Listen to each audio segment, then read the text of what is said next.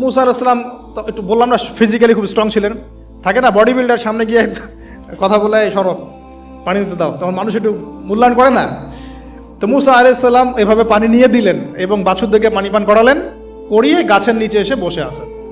বসে বসে তিনি দোয়া করছেন, এই যে দোয়াটা তিনি দোয়া করছেন, রব্বি, একটা নেক কাজ করলেন, নেক কাজ করলেন না, মানুষের উপকার করলেন, নেক কাজ করে এসে গাছের নিচে বসে দোয়া করছেন, আল্লাহ এখানে তো আমার খাবার পানি বাসস্থান কিছুই নাই, আমি কি করব?